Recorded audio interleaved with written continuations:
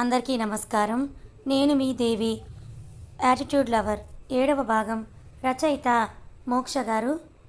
మధు భోజనం చేతు రామ అని లలిత గారు పిలిచేసరికి మధు ఆ ఊహల నుంచి బయటకొచ్చి లలిత అత్త మంచిదే కానీ నాకెందుకో ఇక్కడి నుంచి నెగిటివ్గానే వస్తుంది ఏంటి అనుకుని ఆవిడ వెనకే భోజనానికి వెళ్ళింది మధు. ఇంటి వెనకే విడిగా భోజనాలు చేయడానికి సరిపడా కిచెన్ ఉంది. మధు అక్కడికి వెళ్ళేసరికి కౌసల్య గారు గోపాల్ గారు కూర్చొని కబుర్లు చెప్పుకుంటున్నారు. వాళ్ళిద్దరిని చూసి నాకు పెళ్ళైన కొన్నాళ్ళకి నేను ఇంటికి వస్తే పెద్దోడితో చిన్నోడితో ఇలాగే మాట్లాడతాను కదా. సిగ్గుపడుతూ కౌసల్య గారి పక్కనే చైర్ లాక్కొని కూర్చుంది. వదిన నన్ను ఏ పని చేయనివ్వట్లేదు. రెండిళ్ళ పని తనే చేసుకుంటుంది. తనకి కష్టమవుతుందేమో. లలిత గారిని చూసి నొచ్చుకున్నారు కౌసల్య గారు. నాకు అలవాటైన పనే కదా కౌసల్య, నువ్వైనా రోజు వస్తావా ఏంటి? భోజనం వడ్డిస్తూ ఆ చిన్నోడిని ఇప్పటికే 10 సార్లు పిలిచాను భోజనానికి రమ్మని. 24 గంటలు ఆ ఫోన్ పట్టుకుని కూర్చుంటున్నాడు. మీరొకసారి పిలవండి వాడిని అని గోపాల్ గారికి చెప్పింది ఆవిడ. గోపాల్ గారు రాహుల్ అని 2 కేకలు వేసేసరికి ఫోన్ పట్టుకొని అక్కడికి వచ్చాడు. పెద్దోడు గురించి నాకేమీ బెంగలేదు, కానీ వీడిని చూస్తుంటేనే నాకు ఒక్కొక్కసారి భయం వేస్తుంది. ఉద్యోగం లేదు, సద్యోగం లేదు. ఇక్కడ ఉంటే మేము ఏదో ఒకటి అంటున్నామని అక్కడ ఈ పెద్దోడితో ఉంటున్నాడు. వాడేదో వాడి పాటలు పాడుతూ అక్కడ ఉంటుంటే వాడికి మెడలో డోలు వీడు. గోపాల్ గారు తిట్లదండక మొదలు పెట్టగానే రాహుల్ సైలెంట్గా ఫోన్ తీసి జేబులో పెట్టేశాడు. ఆయన అలా రాహుల్ని అర్జున్తో పోల్చి తిడుతుంటే మధుకి జాలేసి అర్జున్ భోజనం చేయరా, టాపిక్ డైవర్ట్ చేయడానికి అడిగింది మధు. వాడు భోజనం దగ్గరికి రాడు, భోజనమే వాడి దగ్గరికి వెళ్ళాలి, పెద్ద సెల్ఫిష్ అంటున్న రాహుల్ని లలిత గారు ఒక్కటేసి మీరు తిన్నాక నేను అర్జున్ని తీసుకువెళ్తానులే అన్నారు. ఇదే ఛాన్స్. మధు క్యారీ ఆన్ అని తన మనసులో అనుకుని నాకు ఇవ్వండి అత్తయ్య, నేను పట్టుకెళ్తాను అంది. నీకెందుకు మధు, నువ్వు ముందు తిను అన్నారు గోపాల్ గారు. పాపం అత్తయ్య పొద్దుట్నుంచి ఏదో ఒక పని చేస్తున్నారు కదా మావయ్య, నేను వెళ్ళి ఇచ్చేస్తానులే అని అన్నీ తనకి తానుగానే ప్లేట్లో సర్దుకొని రాహుల్కి కళ్ళతో సైగ చేసింది వెళ్తూ మధు. మమ్మీ నేను మధు వచ్చాక ఇద్దరం కలిసి భోజనం చేస్తామని మధు వెనకే పరిగెత్తాడు రాహుల్ కూడా. మధు భోజనం సర్దిన ప్లేట్ తీసుకొని అర్జున్ రూమ్కి వెళ్ళింది. తను వచ్చింది కూడా పట్టించుకోకుండా ల్యాప్టాప్లో వర్క్ చేసుకుంటున్న అర్జున్ని చూసి పెదవి విరిచి తనని డిస్టర్బ్ చేయడం ఇష్టం లేక ఆ ప్లేట్ని అక్కడ పెట్టి వచ్చేస్తుంటే మధు అని తనని ఎవరో పిలిచినట్టుగా అనిపించేసరికి వెనక్కి తిరిగి నిల్చుంది. నువ్వెప్పుడొచ్చావు నవ్వుతూ అడుగుతున్న అర్జున్ని చూసి మధు నడుము మీద చేతులు పెట్టుకొని ఎప్పుడొచ్చానో మీరు అసలు నన్ను పట్టించుకుంటేనే కదా అని అంది. I'm sorry. డిన్నర్ చేసావా అన్నాడు. లేదు, మీకోసమే డిన్నర్ తీసుకొచ్చాను అని అత్తయ్య అంటుంటే ఈలోపు నేనే తీసుకొచ్చేసాను. ముందు తినండి, తర్వాత మాట్లాడుకుందామని చెప్పి బయటకు వచ్చేసింది మధు. రూమ్ బయట నిల్చున్న రాహుల్ని చూసి 20,000 క్యాష్ ఇస్తావా, మొబైల్ ట్రాన్స్ఫర్ చేస్తావా అని అడిగింది. క్యాషే ఇస్తాను కానీ అంత అమౌంట్ ఒకేసారి ఇవ్వలేను, ఇన్స్టాల్మెంట్లో ఇవ్వనా అన్నాడు. మరి మంత్కి ఎంత అంది. 1000 తలంచుకొని చెప్పాడు రాహుల్. నెలకు 1000 అంటే 20,000 ఇచ్చేసరికి 2 సంవత్సరాలు అని తన పాకెట్లో ఉన్న మొబైల్ తీసి కాసేపు ఏదేదో నొక్కి తిరిగి పాకెట్లో పెట్టేసుకుంది మధు. నోటిఫికేషన్ వచ్చింది అని మొబైల్ తీసిన రాహుల్ తన అకౌంట్లో ఉన్న 40,000 వేసి అవి చూసి ఆశ్చర్యపడుతూ ఏంటి బెట్లో గెలిచింది నువ్వు కదా, మరి డబ్బులు నాకు ఇచ్చావేంటి అని అన్నాడు. మధు ముక్కుని రబ్ చేసుకొని నువ్వేం చేస్తావో నాకు తెలియదు, నేను వెళ్ళేలోగా మీ అన్నయ్య అని మధు అంటుంటే నాకు అర్థమయ్యింది. కానీ ఆ వేసేదేదో ఇంకొక 10,000 వేసేస్తే రౌండ్ ఫిగర్ అయిపోతుంది కదా అన్నాడు రాహుల్. బ్యాలెన్స్ అమౌంట్ తర్వాత ఇస్తానులే, ముందు నన్ను డిన్నర్ చేయనివ్వు అని అంది మధు. ఒక్క నిమిషం. రాహుల్ మధుని అక్కడే ఉండమని చెప్పి 1/2 నిమిషంలోనే 2 ప్లేట్లలో భోజనాన్ని సర్దుకొని అక్కడికి వచ్చేశాడు. మీరిద్దరూ కలిసి డిన్నర్ చేస్తారని పద 2 ప్లేట్లు పెట్టుకొని మధుని లోపలికి తోశాడు రాహుల్. కానీ మధు ఇంచు కూడా కదలకుండా మళ్ళీ నువ్వెందుకు మా మధ్యలో అంది. అమ్మ తల్లి, ఇది మీ ఊరు కాదు, పల్లెటూరు. ఇక్కడ ఒక అమ్మాయి అబ్బాయి ఒకే గదిలో ఉంటే రకరకాలుగా మాట్లాడుకుంటారు. అయినా నేను మీ మధ్యలో ఉండలే, ఆ మూల ఎక్కడో ఏడుస్తాను పద. మధుని అర్జున్ దగ్గరికి తీసుకెళ్లాడు. పెట్టిన ప్లేట్ పెట్టిన చోటే ఉంచి వర్క్ చేస్తున్న అర్జున్ని చూసి అతని చేతిలో ల్యాప్టాప్ లాక్కొని భోజనం ప్లేట్ పెట్టింది మధు. హే మధు, ఆ మీల్ అర్జెంట్ అంటున్న అర్జున్కి ఒక సీరియస్ లుక్ ఇచ్చి అర్జున్ భోజనం చల్లారిపోతుంది అని అంది. అని తలూపుతూ అన్నం ముద్దని కలుపుకుని నోట్లో పెట్టుకున్నాడు అర్జున్. ఆ ముద్ద టేస్ట్ చేయగానే అర్జున్ మొహంలో మారిన భావాలను చూసి అన్నయ్య ఈరోజు వంటలు అన్నీ నీ టేస్ట్కి తగ్గట్టే ఉన్నాయా అని అన్నాడు రాహుల్. అర్జున్ తల ఊపుతూ ఇబ్బందిగా అన్నం నోట్లో పెట్టుకున్నాడు. వాళ్ళ ఇద్దరి వరుస అర్థం కాక చూస్తున్న మధు ఏమైంది అని అడిగింది అయోమయంగా.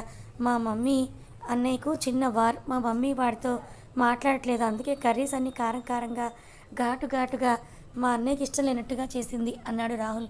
వావ్! ఐడియా బావుంది. మా శౌర్య యూఎస్ నుంచి వచ్చినప్పుడు నేను ఇదే ట్రిక్ యూజ్ చేస్తా అని అంది. వాట్? అర్జున్ నవ్వుతూ మీ ఆడవాళ్ళంతా ఇంతేనా అన్నాడు. మధు భోజనం చేస్తూ అయినా స్పైసీగా ఏం లేదు కదా అర్జున్ అంది. వీడికి ఇదే స్పైసీ అంటే అసలు వీడు కారమే తినడు తెలుసా? ఏదో ఆశ్రమంలో బ్రతికే ఋషులు మునులు తింటారు చూడు, అలాంటి ఫుడ్ తింటాడు వీడు అన్నాడు రాహుల్. అయితే చాలా కష్టం మధు మనసులో అనుకొని. అర్జున్ మీరు అమ్మమ్మకి హెల్త్ బాగాలేదని వచ్చారు కదా, రేపు వెళ్ళిపోతారా మళ్ళీ అంది. రేపు శ్రీరామనవమి కదా మధు, ఆ తర్వాత ఎలాగో వీకెండ్, అది అయ్యాకే వెళ్తానన్నాడు. అర్జున్ ఉంటాడని తెలియగానే థ్యాంక్ గాడ్ అని అంటూ తన మనసులో అనుకుంది మధు. మధు నువ్వు ఫస్ట్ టైం వచ్చుంటావు కదా పల్లెటూరికి, నీకు ఈ ఊరు ఎలా అనిపించింది అని అడిగాడు రాహుల్ మధుని. నేను వచ్చిన దగ్గర నుంచి ఈ ఇంట్లోనే కదా ఉన్నది, ఈ ఇల్లు అయితే నచ్చింది నాకు, ఊరు చూడాలి కదా ఇంకా అని అంది మధు. రాహుల్ కాసేపు ఆలోచించి అయితే రేపు పొద్దున్న రాముల వారి కళ్యాణం అది అయ్యాక పల్లకీ సేవ, అప్పుడు నీకు ఊరంతా తిప్పి చూపిస్తాను చూడు అన్నాడు. ఓకే ఆనందంగా బొటనవేలు చూపించింది మధు. ఆ తర్వాత రోజు ఏసీ నుంచి వస్తున్న చల్లని గాలికి వెచ్చని బ్లాంకెట్ కప్పుకుని పడుకున్నాడు అర్జున్. కిటికీకి అడ్డుగా ఉన్న కర్టెన్ ఎవరో తప్పించేసరికి ఆ వెలుతురికి దుప్పటి తల వరకు ముసుగు కప్పి పడుకున్నాడు అర్జున్. ఆ తర్వాత ఏసీ కూడా ఆఫ్ అయ్యింది. నిద్రలోనే బ్లాంకెట్ పక్కకు పడేశాడు. ఆ తర్వాత చెవి దగ్గర గాజులు సవడి చెవులకు తన చేతులు అడ్డు పెట్టుకున్నాడు. ఆ తర్వాత బావా అన్న చిన్న గొంతుతో ఎవరో తనను తడుతున్నారు. ఆ చెయ్యి పక్కకు విసిరి పడుకున్నాడు. వేరే పక్కకు తిరిగాడు. బావా కాఫీ. మళ్ళీ ఆ శ్రావ్యమైన గొంతు అర్జున్ చెవిని తాకింది. ఇంకా తప్పేలా లేదు అని కళ్ళు తెరిచాడు అర్జున్. కుంకుమ రంగు ఓని చేతి నిండా మట్టి గాజుల్లో తల నిండా పెట్టిన మల్లెపూలు, అమాయకమైన కళ్ళు, ఆ కళ్ళకి ఇంకా అందాన్ని పెంచుతున్న కాటుక, ఆ రెండు కళ్ళ మధ్య చక్కగా దిద్దిన బొట్టు, అచ్చు బాపు బొమ్మలాగా ఉన్న ఆ అమ్మాయిని చూసి నువ్వా అని అంటూ చటుక్కున మంచం మీద నుంచి లేచి ఎన్నిసార్లు చెప్పాను నీకిలా, నన్ను బావా అని పిలవద్దని నీకు అని అంటూ అర్జున్ వచ్చిన అమ్మాయి మీద ఒంటి కాలు మీద లేచాడు. వచ్చిన అమ్మాయి బయట ఉన్న లలితగాని చూపించి సైగ చేసి కాఫీ బావా అర్జున్ చేతికిచ్చింది. అర్జున్ ఆ కాఫీ కప్ తీసుకొని వచ్చిన అమ్మాయి మొహం కూడా చూడకుండా వచ్చి వరండాలో కూర్చున్నాడు. సత్య నేను అత్తయ్య గారి దగ్గరికి వెళ్తున్నాను, నువ్వు ఈలోపు బావకి స్నానానికి వేడి నీళ్ళు పెట్టు అని చెప్పి అక్కడికి వెళ్ళిపోయారు లలిత గారు. బావా నీళ్ళు సత్య అంటుంటే అర్జున్ చేయి అడ్డు పెట్టి తనని అక్కడి నుంచి వెళ్ళమని సైగ చేసి టవల్ భుజాన్ని వేసుకుని వాష్రూమ్కి వెళ్ళాడు. టీ షర్ట్ జీన్స్ పోనీటైల్ వేసుకుని ఇంట్లోకి వస్తున్న లలిత గారికి ఎదురొచ్చి అత్తయ్య రాహుల్ రామాలయానికి తీసుకువెళ్తానని చెప్పాడు, నేను తన దగ్గరికి వెళ్తానంది. వాడు ఇప్పుడు ఎక్కడ లేస్తాడు మధు, వాడు ఇంట్లో ఉంటే 12 గంటలకు కానీ లేవడు. గుడికి అందరం వెళ్తాం కదా, టిఫిన్ చేద్దు పదా అన్నారు లలిత. తప్పక ఇబ్బందిగా ఆవిడ వెనకే కిచెన్లోకి వచ్చింది మధు. అర్జున్ స్నానానికి వెళ్ళాక సత్య కూడా లలిత గారి కోసమని మధు ఉన్న చోటుకే వచ్చింది. అప్పటికి గుడికి వెళ్ళడానికి ఇలాగైనా రెడీ అయ్యేది అని క్లాస్ పీకుతున్న కౌసల్య 16 అనాల తెలుగు అమ్మాయిలాగా రెడీ అయి వచ్చిన సత్యని చూసి ఈ అమ్మాయి లలితను చూస్తూ అడిగారు ఆవిడ. మా అన్నయ్య కూతురు కౌసల్య, పేరు సత్య అని అంది. అప్పటికే సత్యం చూసి మొహం మార్చుకున్న మధు తను అర్జున్కి మరదలని తెలిసేసరికి తన జలసి ఇంకా పెరిగిపోయింది. దానికి తోడు అగ్నికి ఆజ్యం పూసినట్టు చాలా బాగున్నావమ్మా, ఇంటికి వెళ్ళాక అమ్మ చేత దిష్టి తీయించుకో, నా దిష్టి తగిలేలా ఉంది అని కౌసల్య వేలు చిదిమి దిష్టి తీయడంతో తన జలసి తారాస్థాయికి చేరిపోయింది. మధు తనని విష్ చేయి అంటున్న కౌసల్య గారు చేయి పట్టుకొని రూమ్లోకి లాక్కెళ్ళింది మధు. పిచ్చి పట్టిందా నీకు, ఏం చేస్తున్నావు అన్నారు కౌసల్య గారు. మధు చాలా మొండిగా ఆవిడ ముందు నిల్చొని నేను హాఫ్ సారీ కట్టుకుంటానంది. హాఫ్ సారీనా, ఇప్పుడు ఎక్కడి నుంచి వస్తుంది అని అంటూ వాయిస్ రైస్ చేస్తూ అడిగారు కౌసల్య గారు. నాకు అదంతా తెలియదు, నాకు ఇప్పుడు హాఫ్ సారీ కావాలి అంతే, లేదంటే నేను బ్రేక్ఫాస్ట్ చేయని చెప్తున్నా అంది మధు. కొట్టానంటే పళ్ళు రాలుతాయి, ఏం మాట్లాడకుండా కుదురుగా వచ్చి బ్రేక్ఫాస్ట్ చేయి, లేదంటే ఇప్పుడే ఊరు పంపించేస్తాను నిన్ను అని అన్నారు కౌసల్య కిచెన్లోకి వెళ్ళిపోతూ. నేను తినను, ఏం చేసుకుంటావో చేసుకో, ఏడుస్తూ బెడ్ మీదే అటువైపు తిరిగి పడుకుని ఉండిపోయింది మధు. కౌసల్య గారు వెళ్ళిన కాసేపటికి పెద్ద మధు గారు మధు ఉన్న దగ్గరికి వచ్చారు. ఆవిడ వచ్చి మధు కళ్ళు తుడుచుకొని తనని చూసి ఏం కావాలమ్మమ్మ అని అంది. నీకోసమే వచ్చాను మధు, టిఫిన్ చేయనని అన్నావంట కదా, మీ నాన్న మీద బెంగ పెట్టుకున్నావా అమ్మ అడిగింది ఆవిడ. అదేం లేదమ్మమ్మ, పద టిఫిన్ చేద్దాం, పెద్ద ఆవిడని ఇబ్బంది పెట్టడం ఇష్టం లేక టిఫిన్ చేయడానికి కదిలింది మధు. బావా చట్నీ ఇడ్లీ వేసుకో బావా, బావా వడ కూడా బాగుంది. అర్జున్ పక్కన నిల్చొని కొసరి వడ్డిస్తున్న సత్యం చూసి ఇంకా మండిపోయింది మధుకి. కోపంగా పళ్ళు నూరుకుంటూ వచ్చి అర్జున్ పక్కనే కూర్చొని తను కూడా మధుని చూసి గుడ్ మార్నింగ్ మధు విష్ చేశాడు. వెరీ బ్యాడ్ మార్నింగ్ అంది మధు. ఆ మాటలకి కౌసల్య గారు మధు నెత్తి మీద ఒకటి వేశారు. ఇంటికి వెళ్ళాక చెప్తాను నీ పని, నోట్లో సనుక్కొని చట్నీ అని అరిచింది మధు. సత్య మధుని చూసి చిన్న స్మైల్ ఇచ్చి వైట్ చట్నీనా రెడ్ చట్నీనా లేదా అని అంది. తనేమందో అర్థం కాక బుర్ర కొక్కుంది సత్య.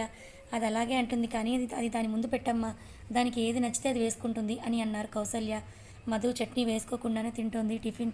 మధు మేము గుడికి వెళ్తున్నాం, నువ్వు అర్జున్ సత్య కలిసి రండి అని బయటకు వచ్చేశారు ఆవిడ. ప్రస్తుతం అక్కడ మధు అర్జున్ సత్య తప్ప ఇంకెవరూ లేరు బావా, చుట్టూ ఎవరూ లేరు అని కన్ఫర్మ్ చేసుకుని గారంగా పిలిచింది మధు. పిలిచింది సత్య ఏమోనని అనుకుని తన వైపు తిరిగాడు అర్జున్. సత్య నేను కాదు అని సైగ చేసి మధుని చూపించింది. అర్జున్ తన వైపు తిరగగానే బావా నాకు ఇడ్లీ ఇష్టం ఉండదు, ఇఫ్ యూ డోంట్ మైండ్ నా కోసం ఇడ్లీ సేల్ చేయవా. తన ప్లేట్లో ఇడ్లీ అర్జున్ ప్లేట్లో వేసింది మధు. అర్జున్ కిమ్మనకుండా ఇడ్లీ తినడం చూసి నోరెళ్ళ పెట్టింది సత్య. వాళ్ళిద్దరిని చూసి తనకి ఏదో అనుమానం తుడిచి నేను రాహుల్ లేపుతాను అని అక్కడి నుంచి వెళ్ళిపోయింది. వాళ్ళిద్దరి మధ్య ఉండలేక తను వెళ్ళిన తర్వాత అర్జున్ అంది మధు. అన్నాడు తింటున్న ప్లేట్ నుంచి తల తిప్పకుండానే. యా మై బ్యూటిఫుల్ ప్లేట్లో వేలితో ముగ్గులు వేస్తూ అడిగింది మధు. యా అన్నాడు అర్జున్. ఎలా ఐ మీన్ సత్యకి నాకు అందంలో కాంపిటీషన్ పెడితే ఎవరు గెలుస్తారు అంది మధు. మధుకి ఏం సమాధానం చెప్పాలో తెలియక అర్జున్ అయోమయంలో పడిపోయాడు. కానీ సమాధానం చెప్తేనే కానీ మధు తనని వదిలిపెట్టదని అర్థమయ్యి నువ్వే బాగుంటావు మధు అని అన్నాడు. నువ్వునా లేక నువ్వునా అని అంది మధు మళ్ళీ అర్జున్తో. మధు అన్నాడు అర్జున్. కాసేపు మధు ఏమీ మాట్లాడలేదు. కొన్ని క్షణాలని తనే మీరు సత్యని పెళ్లి చేసుకుంటారా అని అడిగింది మధు అర్జున్ వైపే చూస్తూ. అర్జున్ తల అడ్డంగా ఊపుతూ యాక్చువల్లీ రాహుల్ సత్య లవ్లో ఉన్నారు అన్నాడు అర్జున్. ఈజ్ ఇట్ ఆనందంగా అడిగింది మధు. తల నాట్ చేశాడు అర్జున్. ఇంతలో సత్య అక్కడికి వచ్చింది. మధు తన చేతిలో ప్లేట్ పక్కన పెట్టి సత్యని గట్టిగా హక్ చేసుకుంది. అసలు అక్కడ ఏం జరుగుతుందో సత్యకి అర్థం కాక నీ దగ్గర ఇంకొక హాఫ్ సారీ ఉందా సత్య అని అడిగింది మధు. నవ్వుతూ తల ఊపి ఇంటికి వెళ్ళి తీసుకొస్తాను ఇప్పుడే అని అంది. ఈరోజు వద్దులే రేపు కట్టుకుంటానంది మధు. ఒక అరగంట క్రితం వరకు తనపై నిప్పులు చెరిగిన మధు ఇప్పుడు ఇలా మంచు కురిపిస్తూ ఉంటే అక్కడ ఏం జరుగుతుందో తనకు అర్థం కాలేదు. టిఫిన్ తిని చేతులు కడుక్కొని వచ్చిన అర్జున్ మధు గుడికి వెళ్దామా అనేసరికి సత్య తేరుకొని మీరిద్దరూ వెళ్ళండి, నేను రాహుల్తో కలిసి వస్తానంది. అర్జున్ మధు వంక చూసి మధు అర్జున్ చేయి పట్టుకొని పదండి వెళ్దామంది. మా ఇంట్లో నేను ఎంత చెప్తే అంత, కానీ మా ఇంట్లో నేను ఎవరికైనా భయపడతానంటే అది మా రిషికే. ఇంట్లో ఎవరైనా డిసిప్లిన్కి లేకపోతే రిషికి అస్సలు నచ్చదు. ఇంకా శౌర్య అయితే నా బెస్ట్ ఫ్రెండ్, మా చైతు అయితే నేను ఏం చెప్పినా వెంటనే చేసేస్తాడు.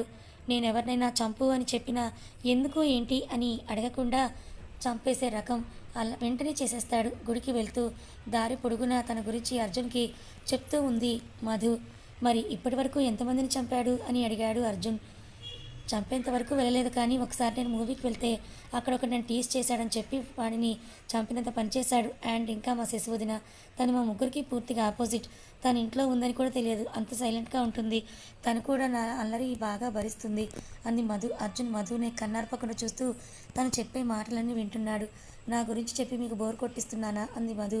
తల అడ్డంగా ఊపాడు అర్జున్. అర్జున్ మీకు ఒకటి చెప్పనా ఏంటి కళ్ళెగరేసి అడిగాడు అర్జున్.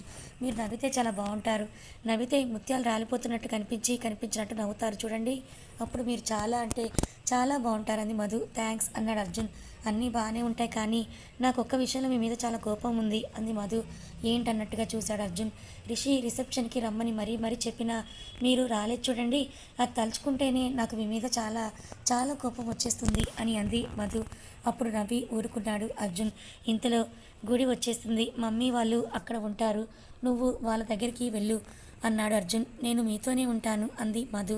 నాకు అక్కడ పనుంది, నువ్వు వెళ్ళు మధుని అందంగా కళ్ళతో బ్రతిమలాడాడు అర్జున్. తప్పక ఒప్పుకొని ఆ క్రౌడ్లో కౌశల్య గారిని వెతుక్కొని వెళ్ళి వాళ్ళ దగ్గర కూర్చొని కళ్యాణం చూస్తుంది. ఆ మంగళ వాయిద్యాలు వేద మంత్రాల మధ్య మంత్రముగ్ధంగా జరుగుతున్న రాముల వారి కళ్యాణం కన్నార్పకుండా చూస్తూ ఉండిపోయింది మధు. అలా చూస్తున్న మధుకి మండపం మీదున్న సీతారాముల్లో తను అర్జున్ కనిపించారు. తనకి వచ్చిన ఊహకి తనలో తనే నవ్వుకుంటూ పక్కనే ఉన్న కౌశల్య గారి భుజం మీద వాలి ఆ కళ్యాణాన్ని చూస్తోంది. కళ్యాణం అయిన తర్వాత స్వామివారి పానకం తీసుకోవడానికి వెళ్ళింది మధు. చేతి గ్లౌజులు లేకుండా ఎవరికైనా పానకం సర్వ్ చేసినట్టు కనిపించారా, తోలు తీస్తానని అక్కడున్న పిల్లలకి వార్నింగ్ ఇస్తూ కనిపించాడు అర్జున్. అక్కడున్న నలుగురు పిల్లలు గిరిగిరా తలుపేశారు. పానకమే కాదు భోజనాలు కూడా ఇలాగే వడ్డించాలి స్ట్రిక్ట్గా చెప్పాడు. మీకు ఓసీడీ ఉందా, పిల్లలతో మాట్లాడుతున్న అర్జున్కి తన చెవి దగ్గర వినిపించిన మాటలకి ఉలిక్కిపడి వెనక్కి తిరిగాడు అర్జున్. అక్కడున్న మధుని చూసి నువ్వా అని ఒక ఎక్స్ప్రెషన్ ఇచ్చి పానకం గ్లాస్ మధుకి ఇచ్చాడు. అర్జున్, నాకు మిమ్మల్ని చూస్తే మార్నింగ్ నుంచి డౌట్ వచ్చింది, కానీ ఒక్క విషయం చెప్పండి, మీరు గ్లౌజులు వేసుకున్న వాళ్ళ దగ్గరే పానీపూరి తింటారా అని అడిగింది మధు. పానీపూరినా? నేను అసలు రోడ్ సైడ్ ఫుడ్ తినను, అందులో పానీపూరి ఐ హేట్ ఇట్, మొహం చిట్లించి చెప్పాడు Arjun. No dogs, no chicken, no spicy food, ఇప్పుడు నో పానీపూరి కూడానా? వేలతో లెక్కలు వేసుకుని ఇంకా అర్జున్ కోసం ఎన్ని సాక్రిఫైస్ చేయాలో అనుకుంది మధు. సత్య దేవుడి తలంబరాలు కొంగును కట్టి ఇంటికి వెళ్ళడం చూసి మధు సత్య దగ్గరికి వెళ్ళి, ఓయ్ ఏంటి అప్పుడే వెళ్ళిపోతున్నావు అని అడిగింది. తలంబరాల బియ్యం పట్టుకున్నాను కదా, అవి ఇప్పుడు పరమాన్నం వండుకుని తినాలంది సత్య. ఎందుకు అంది మధు. త్వరగా పెళ్ళవ్వాలంటే అలా చేయమని చెప్పింది లలిత అత్త. ఇప్పుడు ఇది ఫాస్ట్గా వండుకొని తినాలి, నీతో నేను తర్వాత మాట్లాడతాను మధుకి చెప్పి అక్కడి నుంచి వచ్చేసింది సత్య. ఫాస్ట్గా పెళ్ళవ్వాలంటేనా? మధు తనలోతోనే అనుకుని వాళ్ళ అమ్మ దగ్గరికి వెళ్ళింది. మమ్మీ, సత్య తలంబ్రాలు పట్టుకున్నప్పుడు నాకు చెప్పనలేదు ఎందుకు తలంబ్రాలు పట్టుకోమని అని అడిగింది మధు. ఆవిడ మధుని పైనుంచి కింద వరకు చూసి, ఆ అమ్మాయి చక్కగా లంగా ఓని కట్టుకొని వచ్చింది కాబట్టి కొంగులో పట్టుకుంది, నువ్వెక్కడ పట్టుకుంటావు ఆ తలంబ్రాల్ని అని అన్నారు ఆవిడ. మధు తన ప్యాంట్ పాకెట్లని చూపిస్తూ చేతుల్లో పెట్టుకుని ప్యాకెట్లో వేసుకుంటా అని చెప్పింది వాళ్ళ అమ్మకి. చిచ్చి నవ్వారు కౌసల్య గారు. మరి లంగా ఓని కట్టుకుంటాను అంటే నువ్వే వద్దన్నావు కదా అని అంటూ పళ్ళు పటపటలాడించింది మధు. కథ కొనసాగుతుంది. మరి మధు అర్జున్ని ఇష్టపడుతుంది, తన కోసం తన ఇష్టాల్ని కూడా సాక్రిఫైస్ చేసేంతగా. మరి అర్జున్ మనసులో ఏముంది?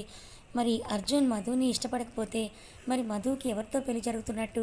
మరి మధు ఎందుకు సూసైడ్ అటెంప్ట్ చేసుకోబోయింది? తెలుసుకోవాలనుకుంటే ఛానల్ని ఫాలో అవ్వండి. Thank you.